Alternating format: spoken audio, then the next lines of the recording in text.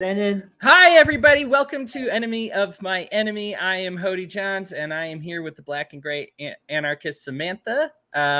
Say hello. hello, y'all. And we are going to be talking today about a roadmap of how to get from here to there. Talking about how to achieve functionally a libertarian society. We love, as libertarians, how can we not love to talk about the end game, the future, what we're going for? This shining city on a hill that seems so just out of our reach. We want that world set free in of our lifetime, and we talk over and over about what that could look like. And that's fair, because a big selling point on liberty is that people understand that the end destination looks awesome. So it makes sense that we talk about that end destination looking awesome. But what we tend to lack is a lot of those baby steps along the way. You'll see libertarians right now arguing about if this government measure makes things better or worse for libertarians in the long run. There's sometimes we see, something like, gay marriage recognition, and we say, well, this is probably a step in the right direction, or, something that we see like, hey, or a foreign intervention is complicated. We say, well, maybe we're stepping in to do something right, but does it actually end up doing something more wrong? These types of issues are something that we need to talk a lot about, to say, you know what, I see the mountain, I see that city on a hill, I'm having trouble finding the path that gets up to it. So I brought Samantha on today. She has a passion of talking about that. And Samantha, I appreciate having you on. Get us started. Where do we start? Well, I suggest we start with Samuel Conkin III and his class analysis. Like Marxists aren't the only people with class analysis. In fact, classical liberal class analysis predates Marxism, and but people don't. When they think of class analysis, they don't think of libertarians. They think of Marxism or right wing kooks. Yeah. Yeah. That is certainly in America. That's certainly true. I have some friends over in England, and they certainly consider libertarianism kind of be like a far right ideology. In other countries, it's seen as center, kind of, and that's a combination of both the culture in those individual countries, and so libertarian culture is a little bit different here in the States, but it's also has to do with just the setup of the rest of the country and where their politics have been. It's amazing how usually ex-Soviet countries tend to see libertarian as a very moderate point of view, as opposed to a right-wing one, or even a left-leaning one, especially when you get into, South Asia, and I was going to say Southeast, but East and West Asias both see libertarianism as kind of a left ideology. You mentioned Konkin. He is the founder of agorism, and agorism is kind of there. Maybe the easiest way to describe it is doing the right thing regardless of what the law says. Basically exchanging goods and making goods and services outside of state approval or official or outside official channels. That's what essentially it is. And it can include anything from feeding homeless people without a license to like selling a kilo of weed or something. Right. Doing what you would like to do. I know the big thing about agorists, and where they tend to butt heads with libertarians, especially the capital L libertarians, is they believe that success comes from outside of politics. Now, if you've listened to the show, you're probably familiar with me abandoning politics and taking on a cultural means to battle this out. And this is something I learned from my friends, Nick Irwin, David Valentine. They got me started on agorism, and it's something that I strongly believe in, that you should do the right thing regardless of what the government says. And I've kind of given up believing, it took some time. It wasn't an overnight change, but kind of felt that government wasn't, libertarians using politics was not a recipe for long-term success. It's fundamentally contradictory. And I combine agorism with mutualism. So like I'm kind of a hybrid philosophy. And mutualism was started by Proudhon. He and his whole thing is about like the golden rule and like which is a good way to justify the NAP. And it's about like instead of like dominating each other or building hierarchies or states and stuff like that, we basically have reciprocal relationships as equals, and that's where his markets come in. And he influenced Marx, but he also influenced American individuals, anarchists, who then influence libertarians as a whole. It's certainly an evolutionary thing. Proudhon I find to be one of the most despicable people that ever walked the earth. Yeah, like, but even he said that like he wishes a society so progressive that he would be hung as a reactionary or just beheaded or something. So well, we're getting there. a society so progressive that they'd reject Proudhon. Well, I mean, most of Proudhon, I think, would probably be rejected nowadays. And I think mutualists would find, I did a debate about mutualism versus capitalism with somebody since I am a capitalist. And I find that I have some, my issues with Proudhon aren't reconcilable, but I accept that his ideology has evolved, right, into a point where mutualism is kind of in a different state. I haven't seen a mutualist that advocates for things that Proudhon did, like replacing all entertainment with alcohol. Usually the first chapter of every Proudhon book is how you have to execute all religious people first, and then we can get started having a libertarian society. And it's like, come on, buddy, you look at a little... it's kind of like he kind of had the state without the state kind of suggestion. But I don't want to harp on him too much because, like I said, his ideology has evolved. Mutualism can be the libertarian mutualists, so long as it's voluntary, hey, it's all good. Yeah. You know what I mean? I think for me, I see these different economic systems as something that compete and would do well to compete, make each other better. You know, Christy and Ron, hello, thanks for joining us. So what is it when you are getting somebody started, when we talk about agorism, when we talk about Konkin, what do you think the first steps are to somebody who has been using, say, the Libertarian Party or the Republicans or the Democrats to try to advance liberty? Yeah. What's the first thing you would tell them about how to, like, why they should get off of the train that they're on and maybe try something different? Well, just point out how much money the Libertarian Party has wasted. Like, I used to be in the Libertarian Party, and I saw how first it was rigged against popular candidates like Vermin Supreme, with someone who doesn't know anything, nobody ever known, like Joe Jorgensen. And I've seen how they wasted money on like frivolous stuff like hotel rooms. And on top of the fact that like the whole party itself, how we engage in agorism and direct action and other taxes like libertarian municipalism, we would have had way more success nowadays and way more promise than if the Libertarian Party exists. We're better off fundamentally without the LP as a movement. Yeah, the goalpost will move if the Libertarians ever get close. And we've seen this before. They were like, oh, Gary Johnson, we need you to poll at 13% or whatever it was nationally, before we'll give you a thing on the debate stage. And then he achieved it. And they said, did we say 13? We meant 18% or we meant 20%, right?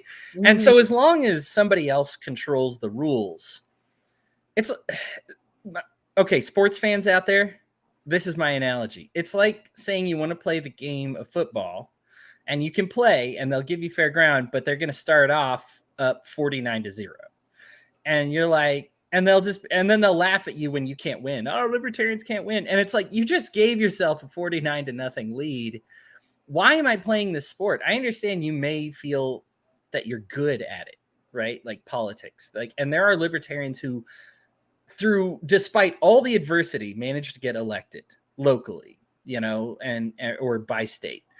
And that is our highest achievement. And I think that's going to be our highest achievement because as soon as we become a legitimate threat, they're just going to shift the goalposts again to kind of reestablish themselves. And so I don't see it as something that can win. You mentioned the money, Samantha, and I think that's a good example because resources and time. Oh, right. It's just so much money, so much time. And you look at it, and I remember looking at the Joe Jorgensen numbers, and I don't think this is her fault. I think that because what I saw was a lot of it was standard stuff. I don't fault her for having, a few $100 in hotel rooms in every state. I want her to go to all these different states. What does strike me as egregious is when it's like, oh, of all your money, like 70% of it went to data and information, just trying to see like who to call, where to call. And I'm just like, that is so, the things that could have been done with that cash could have helped a lot of people. And Yeah, those feeding people, homeless people, mutual aid, something productive like building entire economies outside the state, and in building participatory democracy in our neighborhood, and then and we could even use participatory democracy in our neighborhoods to confederate other neighborhoods and eventually take over a city, and you could use cities with and confederate other cities as a way to push out the government, like they have done in like they're doing in Barcelona with like autonomous municipalism or like libertarian municipalism or new municipalism. That's the one exception I put for agorism. Is I do think that local elections are worth taking, not national, maybe not even state, but like local election at least. Would you can just run as independent and just and if you have backup from the community, you can devolve power to the community and use some Georgism and reduce all the other taxes, so we can transition by using municipalities and libertarianizing them. yeah, I've done debates kind of advocating for the ethics of voting before. Now, there's certainly unethical votes. I'm not going to Yeah, debate any of that, but there are times when it makes sense to vote defensively. I believe it was Rothbard that equated it to being like slaves on a plantation. And if you have one master who will beat you harder than the others, then, or, and one master that will beat you less, it's not that we want to be beat at all. But if the only choice is to be beat by somebody, it makes sense to choose to get beat less. And there are times that, and I still don't advocate for any beatings at all. Of course, like that is absolutely still the goal. But I don't know how well we represent ourselves when we abstain entirely. Because I mean, there are places that had like one vote, ever vote for the sheriff, and guess what? That sheriff is still doing sheriff things. It's not like the whole community has like disavowed the police program. Unfortunately, that power exists whether you show up or not.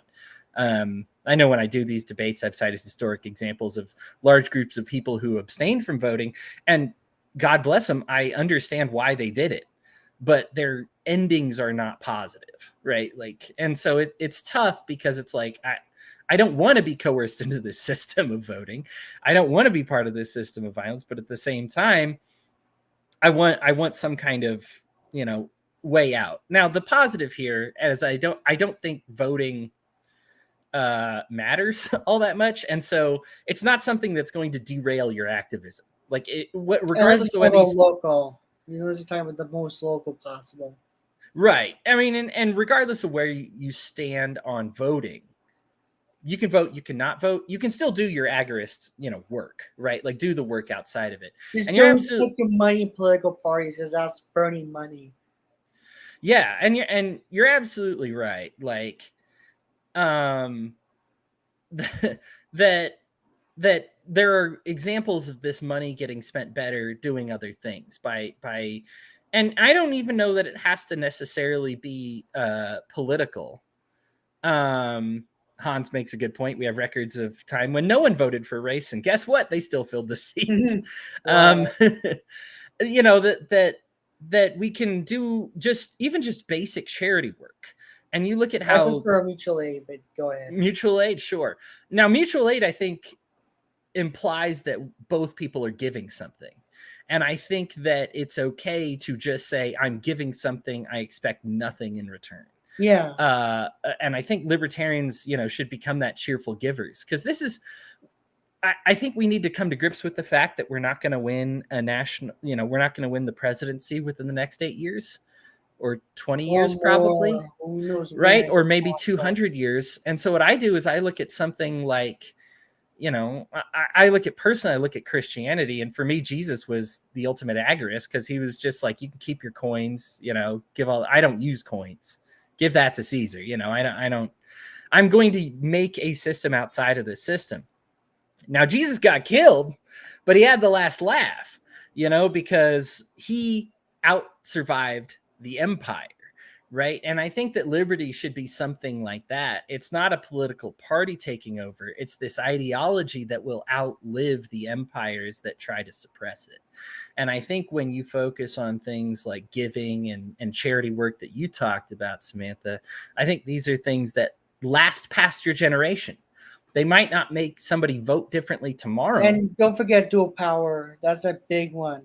The what? Like dual power. When you build counter institutions to that rival our current status capitalist institution, and so it's a competition. So to the point where when the state starts collapsing, then our organizations or institutions are going to take its place to avoid power vacuums. Yeah, the the history of the world is kind of a history of power grabs, and it's hard to come to grips with, because I think libertarians, this is not a matter of not having power exist. Power will always exist. It's a matter of keeping that power individualized, and saying this as dispersed as possible. Yeah, I want the strongest individual possible, while having that individual not wield that power over others, beat their swords into plowshares, so to speak. And okay, so I think we still kind of need to hash out, if we say, all right, so let's say I vote, don't vote locally, like you said, whatever it matters. What are some things that I can do just as an individual that help kind of carry the torch, because we don't have a big, if we decide to leave both the Libertarian Party and the main two parties, if I decide to leave those two behind, I'm kind of operating at a very small base here, right? So what do I do with this small base to kind of get on this road to liberty? Basically, we have to be entrepreneurs, and we also would have to connect with workers, and that goes with agriculture class here, because Kant can distinguish between entrepreneurs and state capitalists, and the state capitalists needs the state to sustain itself, the capitalists, in my usage, not necessarily other libertarian usage, requires state intervention, and the state and capitalists and red marketeers have more to lose than to gain, and we need to focus on people who have more to win, a world to win, and nothing but change to lose. We have to, and we also have to get with co-ops and ESOPs and other cooperative businesses. And there's 1 in 7 billion people, 1 in 7 billion of the world population are into some worker co-ops. We could intervene with black markets and chase out red markets. We could do all sorts of stuff, but lighting money on fire while producing nothing isn't going to do anything. All right, a lot to break down there. Why don't you explain to everybody the difference between a black, gray, and red market? A black markets are illegal like the red, but the difference is the difference between black market is gambling, with coins, illegally gambling, in Texas, gambling is legal. Red markets are paying someone to kill someone. That's the difference. Cartel stuff versus peaceful voluntary exchanges outside the legality or outside the main economic system. How do we keep a black market from becoming a red market? Because we've seen that before when we had the Silk Roads, the whole thing that the whole thing that Ross Ulbricht is in prison for is for ending up, hiring somebody to kill somebody, and I mean, that person the whole thing was a sting. He never actually ended up doing it. But, obviously that's kind of, even he found himself creating a black market and then getting kind of sucked into the red market, area. So how would you prevent one from becoming the other? Honestly, I wish I know. Anyway, you have any ideas, Hodey, or any comments? For me, culture is everything. Yeah, it is definitely about culture. If you need a people who reject murder, right? Who are like as soon as I see peace, if government's not going to do it, the culture has to. So as soon as we see somebody with those red market inklings, we kind of go, hey, no, we're not doing any of that around here. And if you I mean, do, there's you're a not going to be reason part why of this. gangsters rarely do drive-by shootings anymore, because it's bad for business, and like murders are bad for business. Yeah, There's I mean, also an incentive to avoid that, and we could also compete with like red market agents for like drugs, for example. I'm not saying we should sell drugs. I'm just saying hypothetically, and we could take the demand from them. If they attack us, then we can defend ourselves, but never instigate the offense. right. Keeping defense defensive is tough. I mean, look at our own Department of Defense, right? I mean, Yeah, it's pretty much the Department of Offense, if we're being honest at this yeah. point. But like, you know, it's That's a where tough like the thing. NAP comes in. Right, where the NAP comes in. And again, the NAP isn't something that I think government can enforce, and there's certainly gray areas within it. I think for me, the culture needs to be one where we kind of try to stay away from the gray as much as possible. I think as libertarians, we like to identify when you technically broke the rules. But for me, if you're like flirting with breaking the rules, that's kind of not the point of liberty, right? You should be trying to you should be pro peace, not wondering how much violence you can do before you violated the NAP, right? Like, pro peace means you probably won't be anywhere close to that gray area of it. And again, that's something that I think only culture can fix. You bring up a great point that it is bad for business to kill people. One of the biggest criticisms of this, libertarian society is, and unfortunately we've had anarchists talk about this, but like hiring mercenaries at McDonald's, right? You pay $1 and you go to sponsor somebody who performs abortions. And unfortunately, that's a real example that we've had within the last few years of liberty, somebody kind of talking about that. And it's like, would that be popular enough? Do you believe that McDonald's would say, yeah, we think it's good for business, let's go ahead and hire some mercenaries? Now, I think that McDonald's does plenty of bad things, but usually they do so off the record. And that's because it's so unpopular, right? Like, they're not going to tell you the bad stuff because people generally recognize the bad stuff. I don't think they're going to put McMercenaries on the value meal anytime soon, right? Yeah, and I also like to mention there is a Rothbard essay he wrote in the 60s called Confiscation of the Homestead Principle, and where he argues to like basically seize government properties, and he kind of basically was afraid of his own shadow in a way, because he was like, don't confiscate companies who get less than 50% government revenue in terms of like their own revenue, but yet unless they're selling napalm. And I'm thinking to myself, wait, if they receive government privileges, shouldn't by definition they should be seized anyways, even if it's a little bit amount of that privilege, and give it to the workers or the taxpayer? Like, and that's where like the in IWW comes in. I think the advantage that left libertarians have, like mutualists, for example, is that we can actually get working class people. We actually can help. We can actually get tenants on our side. There's so many people we get attracted, like right libertarians are alienated, especially with the whole paleo libertarian nonsense, which all it does is cause people to think we're just a bunch of pot smoking Republicans who just are selfish. Yeah, the the Republicans and Democrats are kind of I think that the nice part about agorism is you're not worried about the other team's strategy. You develop your own. Yeah, right? but Like at some point you gotta seize the government property to fix homelessness. And that's when you have to have a big enough economy to support that. All right, so steps to seizing the economy. How do we let's back up from there. You talked about joining a co-op. What are some good co-ops in the United States to join? Like, if somebody lives here, where's a good place we can go to say, I want to work for a worker co-op, I want to try something else? Oh, you can just look it online. I'm kind of, there's like co-ops all over the world.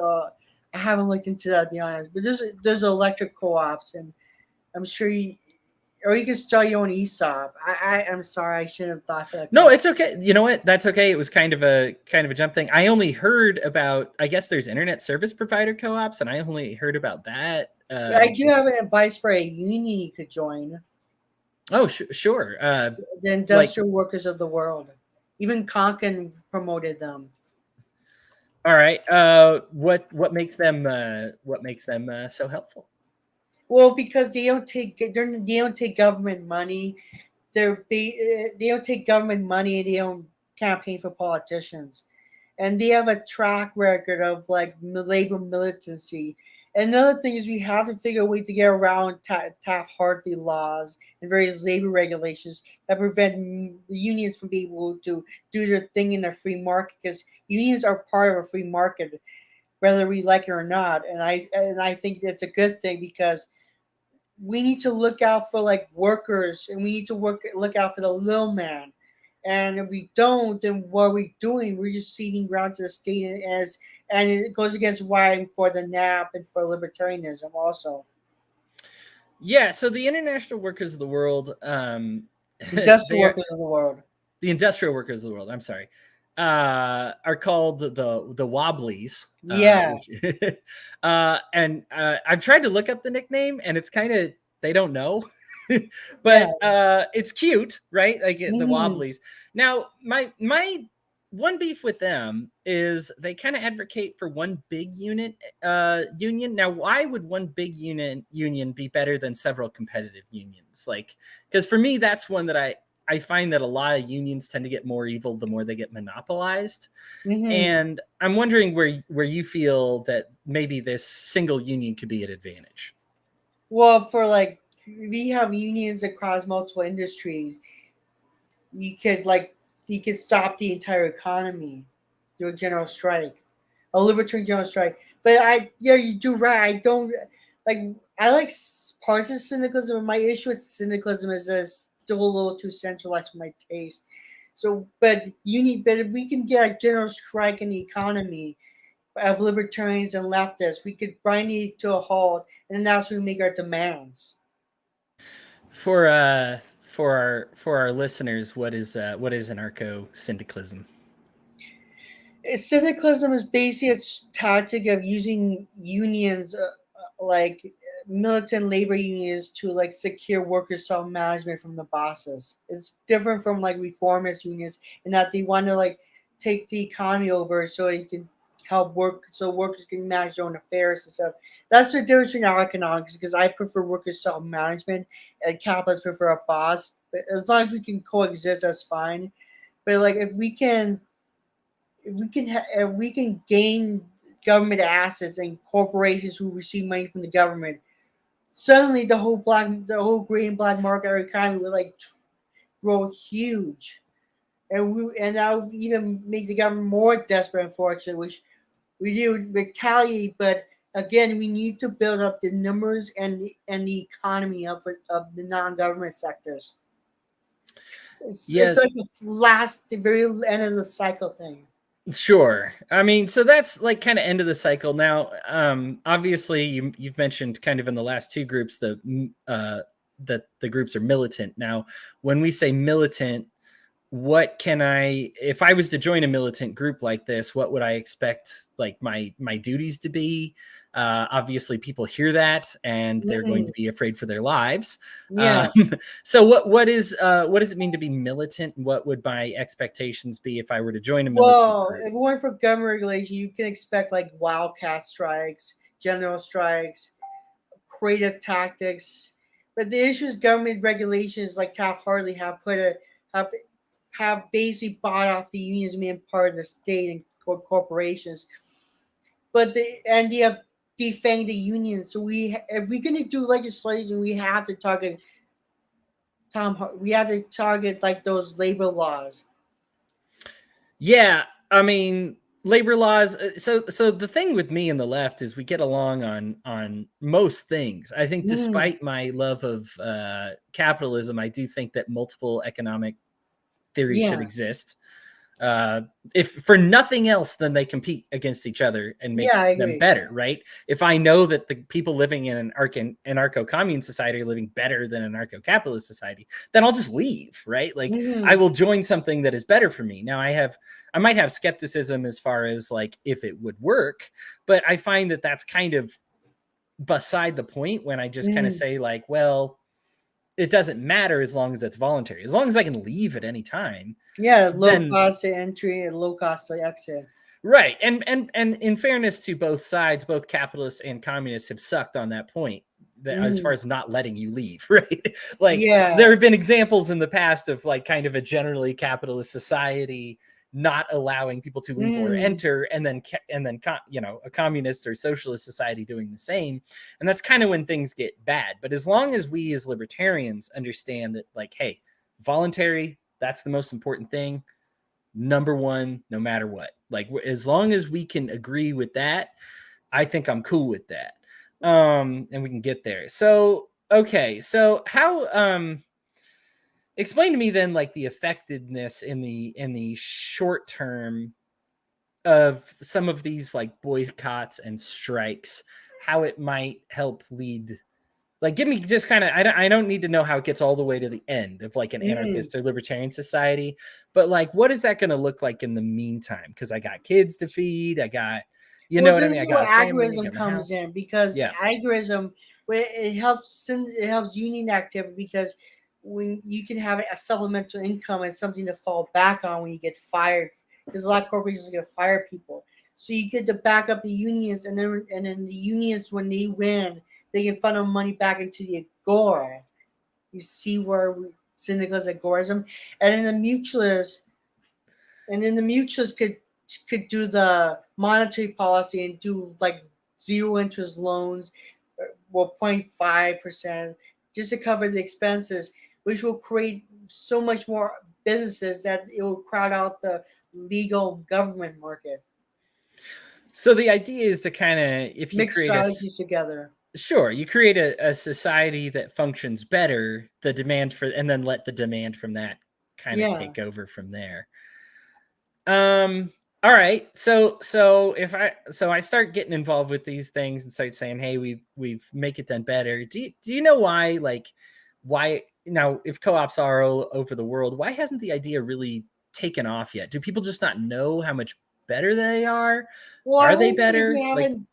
Like, haven't. I was earlier this year. I was just I was just in a random restaurant, and then in the news, it was a mainstream network. They were talking about ESOPs and co-ops now, and like Mondragon, for example, there's like a 1 to 9, 1 to 7 pay ratio, yet they're wildly successful. I think the reason why co-ops are, they pay more taxes. The ESOPs not necessarily, but co-ops pay more taxes, sure.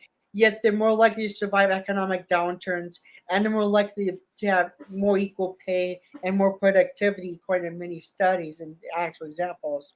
So it's just a matter of like banking won't lend to them, which is why we need which is why we need mutual banking, and government regulations keep them from functioning to the full capacity. Yeah, this is one where I am very strongly, capitalist, and I don't know why capitalists get sucked into defending kind of the unequal pay as much as they Yeah, do. Because for me, it's really simple. Do you own your labor, the tools of your labor, and the product of your labor? Like, those are yeah, kind of the that's big why I come three, in. right?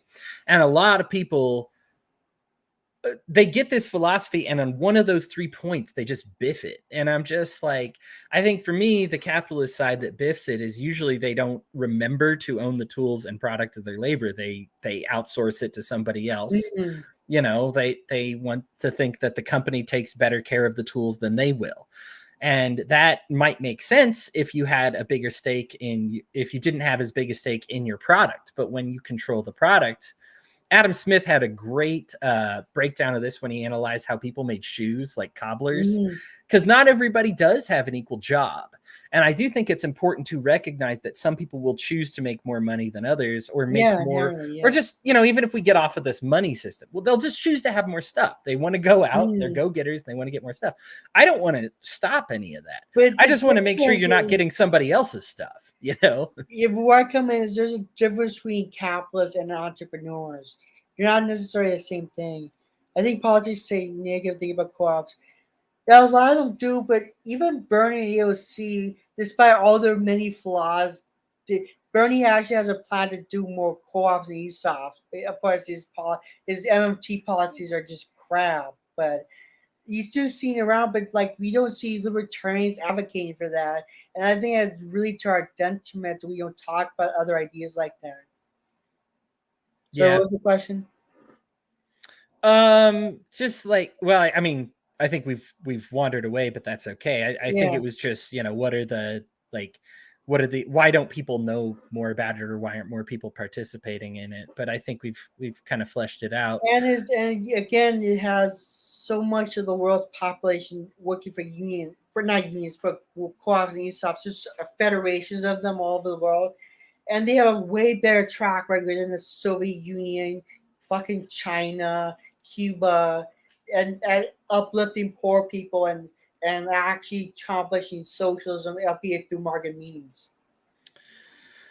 Yeah, I think that that's kind of the key to getting better, is to offer Mm. this competing thing. And honestly, I think the thing is it kind of takes some willingness to lose. That's what we need to get out there and start gray and black market, even white market co-ops, just to push the idea and get people to be aware of that. But we also need like mutual aid banks. We need to start deregulating credit unions so they can support those operations. How does one go about pushing for deregulation? Like, especially if it's not going to be through the ballot box. And then we're just gonna have to use crypto, do a cryptocurrency, and just ignore it. Yeah, That's the Agra's way. yeah. There's, And you can also do it through municipalities. yeah, there's so much fear that comes with and I think currency is a good example that we don't. Rothbard talked about this, how like you won't know. It's hard to say what something will look like with the government out of it when the government's so in it. But it's not crazy to say that it's probably going to be better. The example he used was like shoes. And he said, like, well, if the government made shoes, they'd give you crappy shoes. They'd only give you one set. You'd have to like reapply for new shoes 8 years. They wouldn't fit. They wouldn't be right. But then if you said, well, I don't want the government in control of shoes anymore, they fill you with all this worry. Would there even be any shoes? Would everybody manage to get shoes? Now, of course, because we live in, and obviously shoes are still under regulation, but because we live in a world where shoes are more free than completely government controlled, we know that that's ridiculous. That like markets not only predate capitalism by thousands of years, even before what we call civilization developed, we had intercontinental markets. So so like it's not a new thing.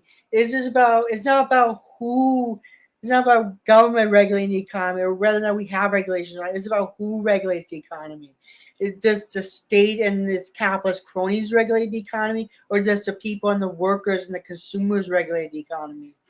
That's the difference. This politicians or us. I'll finish my point, but I do want to get to that one. That like when you're making shoes, like the thing is, it's an absurd example to say the government, right now nobody would give government control of the shoes. But it's easy to say if government was even offering the crappiest of shoe products, at jacked up prices, wasting it left and right, that there would be people who would say, I just don't know if anybody would have shoes or good shoes or whatever if the government didn't provide them. Now, obviously, they're wrong because we live in this world that we currently do. But imagine that for things that we don't. Like, you brought up crypto. Like, money is another example. We just said, well, if the government wasn't doing it, it'd probably be done like crap. No, it would probably be a lot better. Right? Yeah. Like, if people are accountable to this. And I'm not saying crypto is perfect or, It's not. I mean, my ideal monetary policy is just having money backed up by the economic output of an area. Yeah. So do you avoid inflation and deflation? And I got the idea from really enough Marx that you back up the currency by output.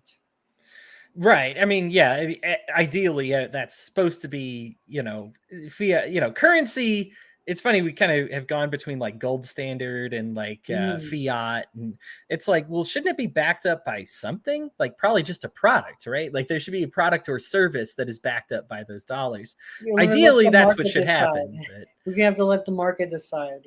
Right. And I think that that's kind of what the market would want. I mean, the thing is markets could affect their currency if we allow them to. We tend to think of it's an unfortunate situation when you research economics that we've tangled finances so much in economics because they really aren't all that related. Finances are a product of economics that we've kind of created.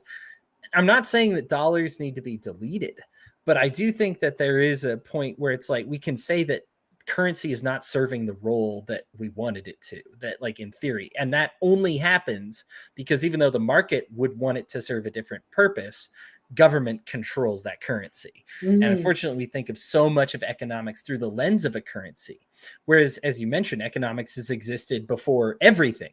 I mean, economics, when people talk about it in colleges, they always start with the Caruso example. You're on a desert island and there's only one person. Economics is there. Like, you know, regardless of whatever else may be or not exist in the world, economics is there first and foremost before everything else. So you did mention like who controls or who gets to regulate. Is it the government or the people? Is there any chance for it to be nobody? Because I think this goes into the democratic area, and people have a fear about democracy because what'll happen is the 90% will overwhelm a 10%. You know, and you know, you like that when the 10% is like really bad people, but sometimes that 10% is just visionary people and they say no. Well, different communities will probably have different stands anyways, so it goes in, that's where the whole voluntary thing and the whole right of exit comes in. Gotcha. So several different competing democracies, you know. Yeah. Gotcha. Participatory democracies where anybody in the community can just vote, and everybody has a vote to say. If you don't like it, you can always like be part of another one, or like or voice your opposition, or you know, because the problem with democracy is it's bad if the majority rules is the minority rules, but if you do it right, where you have right of exit and you have negotiation, you can get as much people. You can eventually get to the point where as much people as possible will be happy, without like either extremes. What's the key to getting there? Because it seems like we have many democracies that you can go to throughout the world. I could pack up and leave and visit another democracy. Why hasn't that seemed to work as far as liberty goes? Why hasn't that set us free if I'm able to leave and participate in another democracy? Because it's centralized. That's the thing. When you centralize anything, you lose out on information. And markets, and we can, and it doesn't have to be strict. Like markets, the thing is, like for example, I may like this certain tree, and other people not necessarily a fan of, but because I like it, the market will give it to me. Begin to like it's just for like environmental stuff, for example, like. The reason I want some, like not government, but like peer-to-peer regulation, workers regulation, is because I don't want my backyard to be full of like pollution and stuff like that, or it's my neighbor's lawn, or a common property we share fraternity who's be polluted. Like commons work if there's rules there everybody's accountable to. Yeah, so we're in the home stretch here, and I want to make sure we cover anything that I didn't lead to you with a question here. So what's some other stuff about getting to a libertarian society that I didn't cover that you'd want our audience to know? Municipalism. What is that? It's an idea that Butchin came up with that's been further along by like various other people calling municipalism. It's based on the observation there's a tension between municipalities and centralized states, and it's because Butcher pointed out like protest doesn't work, and neither would just getting a gun and shooting people. You need something else to do it, and municipalities is the way to like we get municipalities to like have agreements with each other. We can push out the states and have something to be able to do that. And we get funded to like George's like land value fees and stuff like that.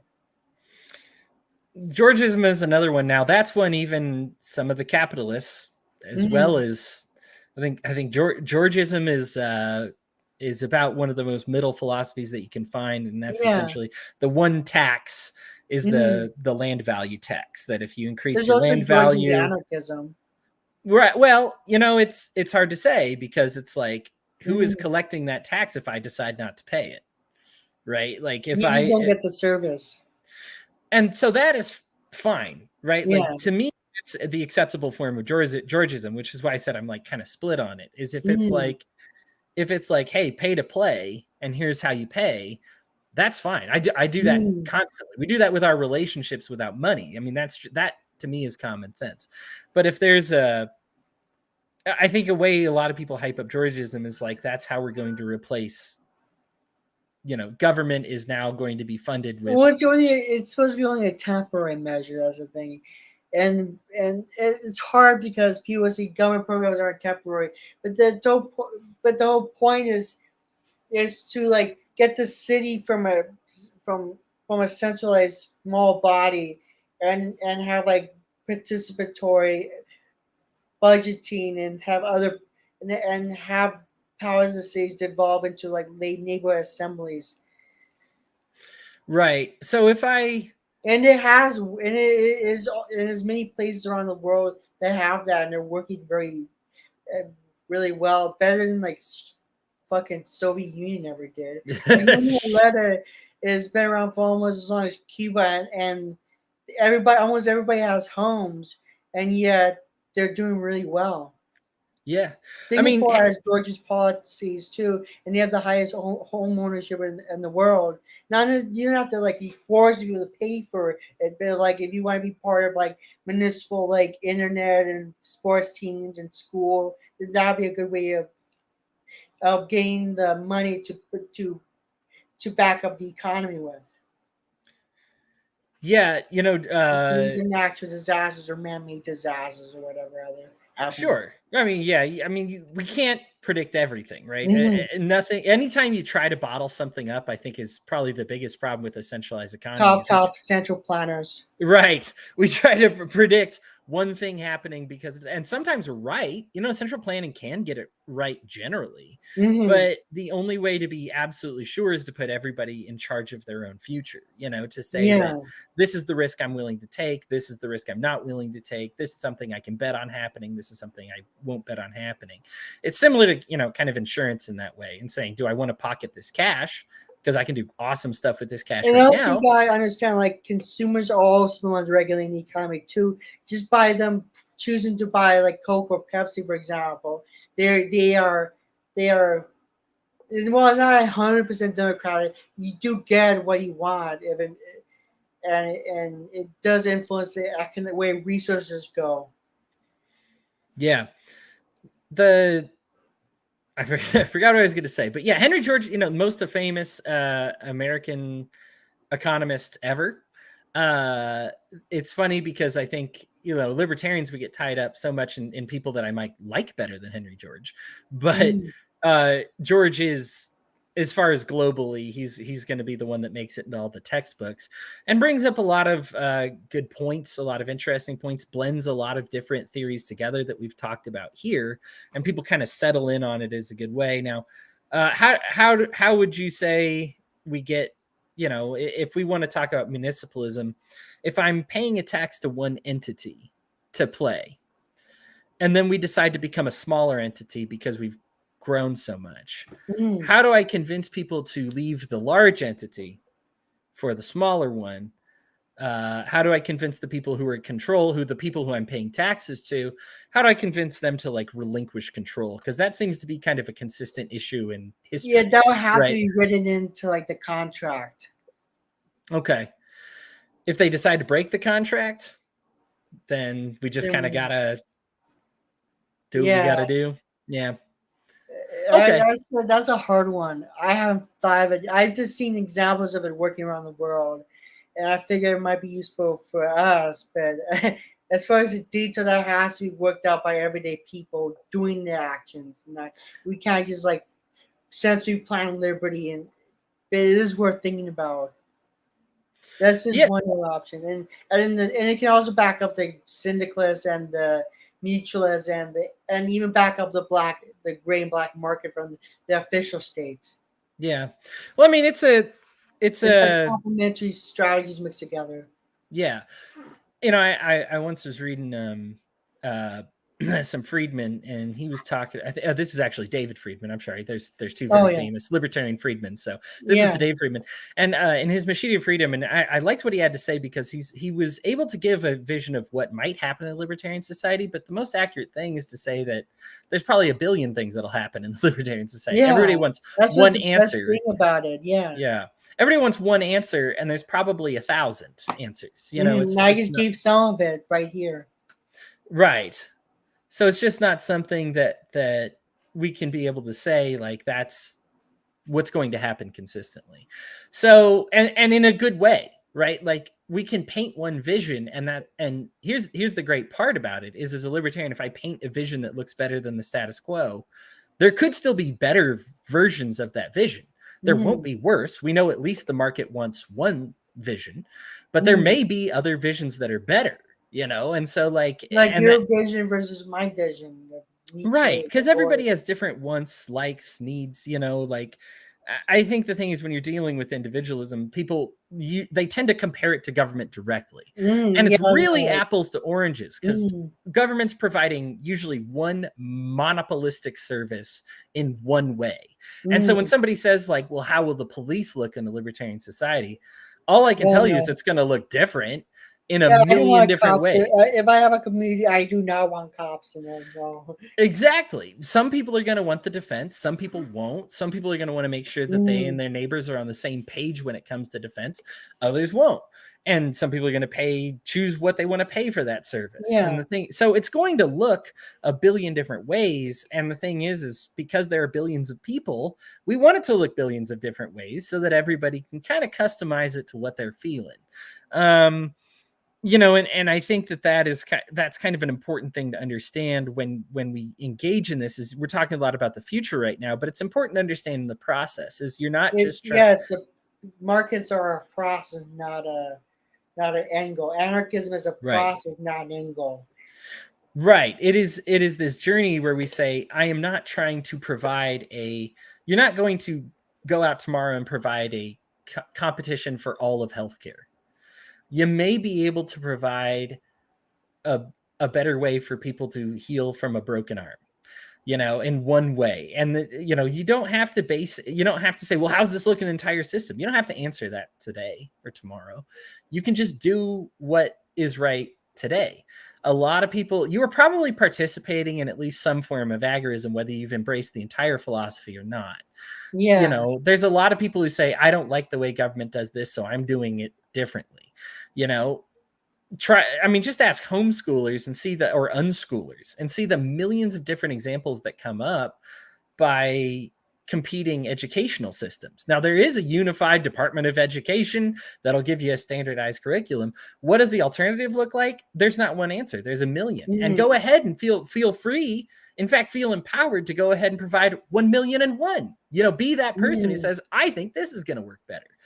Because that's really how it works. It isn't just, we want systems that compete with government schools, maybe in the classic sense that, hey, I think it's best to be in a classroom. I think it's best to learn this way, or a single curriculum or a single standardized test. Fine. But then there's going to be other people that say no, and all of those systems are going to be tolerated. We have a couple minutes left here.